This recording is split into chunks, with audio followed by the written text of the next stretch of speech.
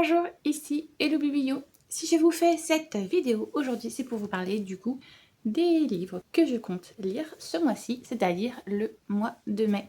Je me suis mis qu'une seule BD de côté pour le moment parce que je vais aller à un festival de BD à la fin du mois de mai. Je pense que je vais emprunter énormément la médiathèque pour lire des auteurs qui vont être présents à ce BD Fest à La Roche-sur-Yon.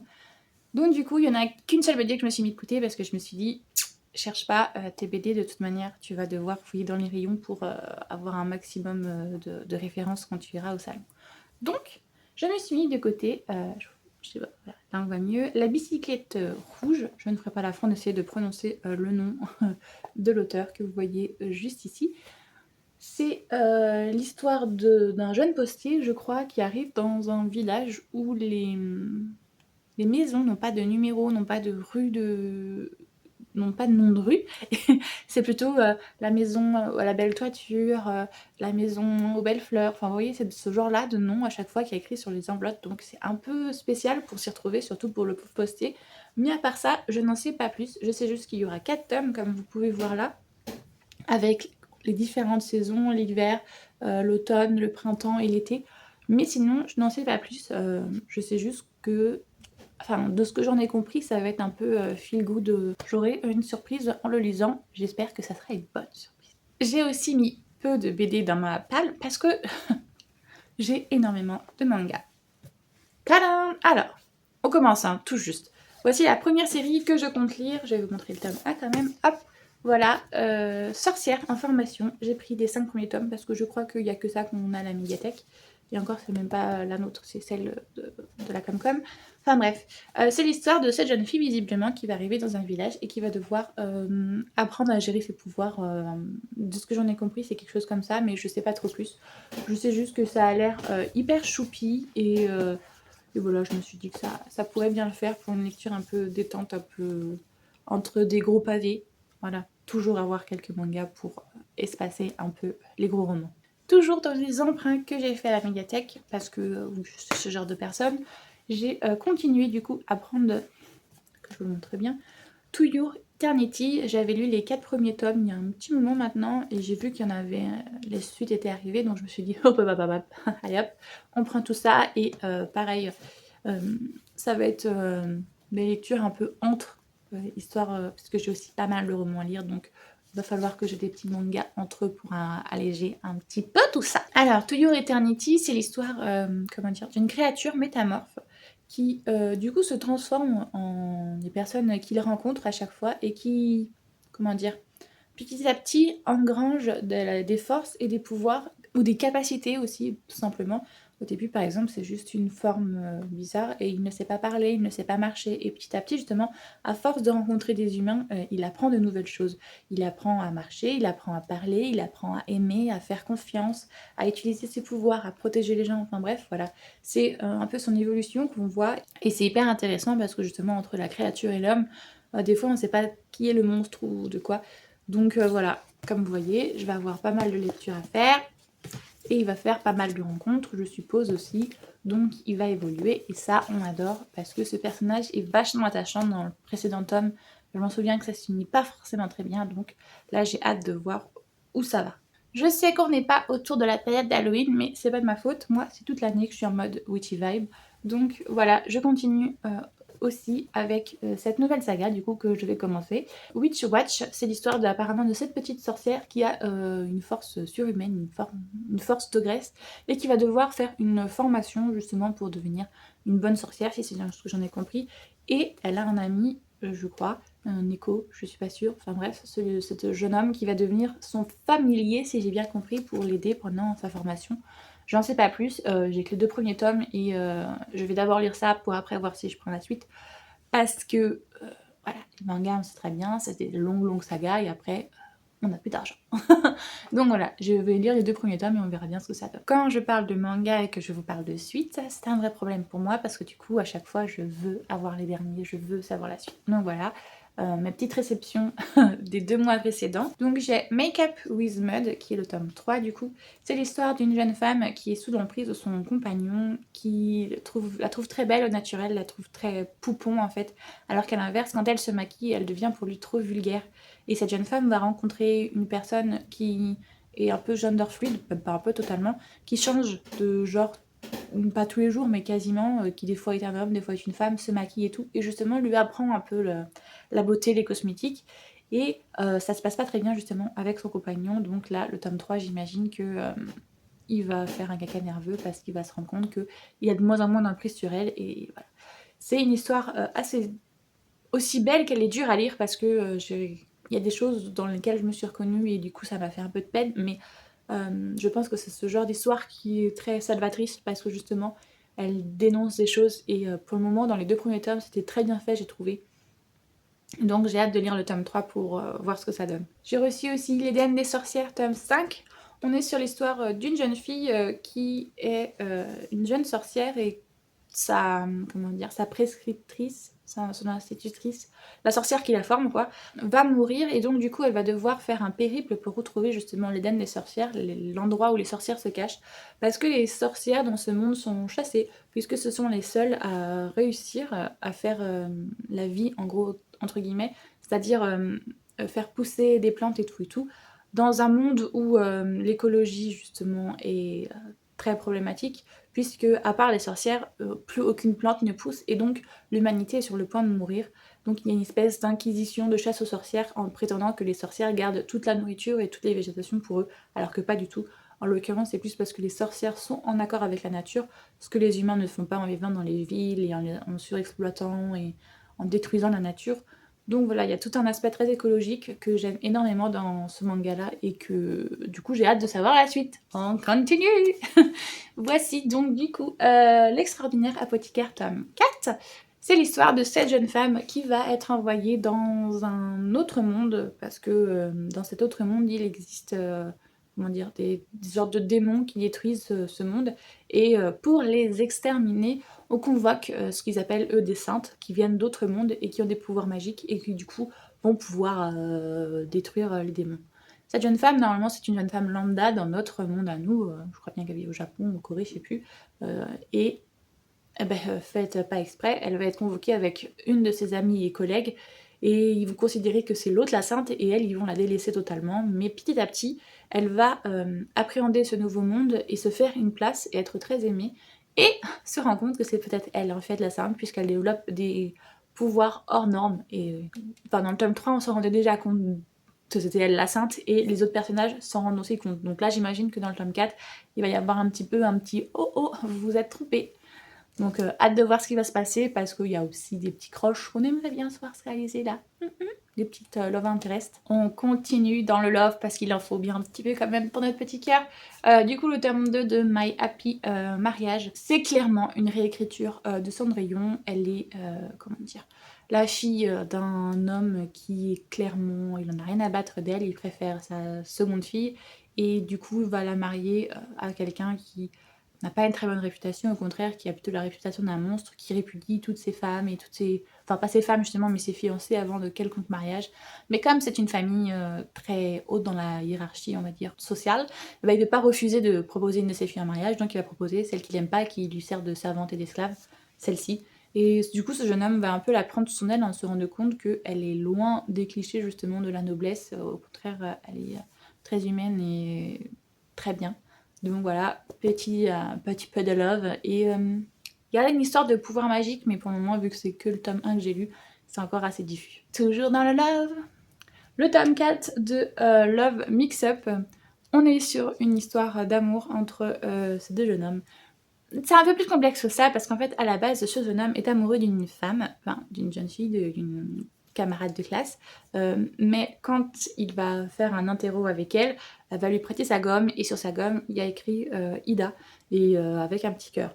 Ce jeune homme va faire malencontreusement tomber la gomme, se rendre compte que elle n'est pas amoureuse de lui, mais qu'elle est amoureuse de ce jeune homme, Ida. Et comme par hasard, c'est Ida qui est devant et qui va voir la gomme tomber, qui va la ramasser et qui va le rendre à lui, en pensant que du coup, il est amoureux, c'est lui qui est amoureux. Bref. Du coup, quiproquo et tout, mais en même temps, petite histoire d'amour qui va se profiler parce que du coup, ce jeune homme se rend compte que celui-ci a des sentiments pour lui et il sait pas comment les prendre, est-ce qu'il doit les accepter ou pas.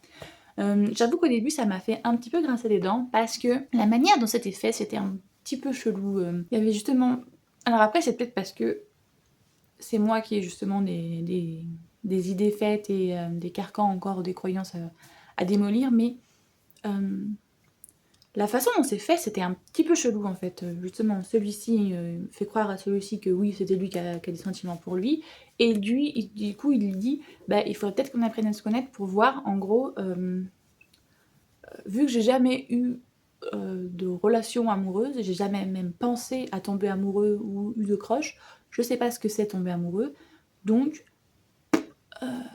pourquoi pas essayer, mais en gros, je sais pas. Du coup, c'était bizarre parce que, je sais pas comment expliquer ça, mais même pour une personne justement, enfin, c'est bizarre, c'est comme si cet élément, c'était lui l'élément déclencheur de toutes ses pensées et de toute sa vie sexuelle, sentimentale, amoureuse. En fait, c'est comme si avant lui, il ne s'était genre vraiment jamais posé de questions. C'est, enfin, pour moi, c'était hyper chelou cette approche-là, parce que même justement si on est une personne trans, qu'on est une personne bi, qu'on est une personne homo, qu'on est une personne hétéro, qu'on est une personne asexuée, aromantique, tout ce qu'on veut, tu te poses forcément des questions. Parce que justement, tu as une vie sociale, tu vois comment les autres interagissent, et donc du coup, tu te demandes si toi ou pas, t'es comme ci, t'es comme ça. Et lui, on a vraiment l'impression que son cerveau, il est plat, il s'est jamais interrogé, il s'est jamais posé de questions. Donc du coup, c'était un peu chelou. Je sais pas. Donc voilà, mais je suis quand même super intéressée parce que je veux voir justement où cette relation va nous mener, même si je me doute bien qu'il va y avoir une histoire d'amour entre eux deux. Voilà, je suis curieuse de savoir la suite et d'où ça nous mène. Vous croyez que c'était fini? Kelini, là, j'ai parlé que des mangas. Maintenant, on attaque au roman. J'ai placé, je pense, une dizaine de romans que j'aimerais bien lire. Certains parce que je fais un challenge, donc ils font partie de la palle que j'avais initiée. Donc il faut que je les lise si je veux valider le challenge, même si je pense pas que j'aurai le temps de tout lire. D'autres parce que je vais à un festival de BD au mois de mai, comme je vous ai dit, mais je vais aussi à un festival de romance au mois de juin. Donc il faut que j'ai lu certains des autrices qui vont être là, donc je sais pas comment je vais me décapatouiller à tout lire, mais on va essayer de faire tout retenir dans ce mois de mai qui va être du coup très chargé en lecture. J'espère que les ponts vont m'aider parce que voilà, là sinon ça va être une catastrophe. Du coup, je souhaite lire La passeuse de mots, tome 3. J'ai déjà lu le tome 1 et le tome 2, donc le tome 2 le mois dernier. Donc là, je me suis dit, allez hop, tu enchaînes, tu lis le tome 3 ce mois-ci. Enfin, tu lis. Je vais l'écouter du coup en audiolivre. Parce que voilà, j'adore ça. Et je me dis que c'est pas mal pour des gros pavés comme ça. Ça permet d'être vraiment à fond dans l'histoire et de ressentir pas mal de choses. Donc voilà, La passeuse de mots, c'est l'histoire d'une jeune femme qui est la fille de la pâtissière du roi. Et elle, ce qu'elle adore par-dessus tout, ce sont les livres. Elle dévore les livres, elle ne fait que ça. Jusqu'au jour où il va arriver quelque chose d'assez effroyable à son royaume. Ils vont être envahis et des créatures pas très cool vont décimer la population. Et elle va se rendre compte qu'elle a une quête initiatique à faire, que c'est l'élu du machin. C'est ce qu'on appelle une passeuse de mots.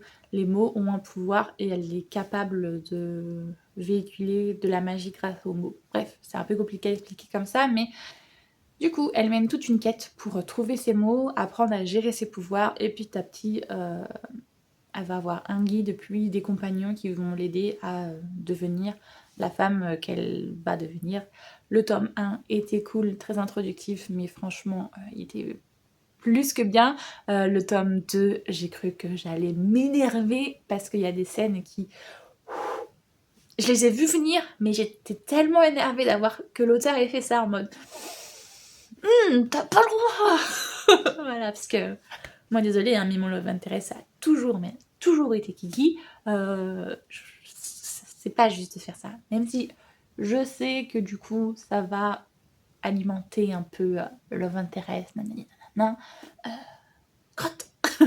Donc du coup le tome 3, il arrive un gros événement à la fin du tome 2 que je ne peux pas vous spoiler, mais je pense que le tome 3 ça va être un peu lécher les blessures de ce qui s'est passé dans le tome 2. Ça risque d'être pas très très joyeux, mais j'espère qu'on va avoir assez de rebondissements pour que ça aille mieux, parce que là, c'est pas cool. Même si je l'avais vu venir, je tiens à le dire. Je compte aussi lire le tome 2 du coup de The Immortal Instrument, les dernières heures. Parce qu'il y a tellement de séries que je confonds les trucs. Comment expliquer ça sans spoiler? Parmi les protagonistes qu'on a, on a Cordelia, on a James et on a Lucy. Il leur arrive énormément de choses, des découvertes de pouvoir, des alliances et tout et tout. Et dans le tome 2, je pense que vu qu'on a eu une petite happy end avec un goût amer, on va avoir des résolutions de choses dans le tome 2 et j'espère que ça va aller plus vite que dans le tome 1 parce que il y a des choses que je vois venir et du coup ça m'énerve que ça prenne autant de temps entre guillemets parce que je sais que ça c'est faux, je sais que celle-ci elle est méchante, que celui-là ça va pas se passer comme ça parce qu'on n'est pas content de lui.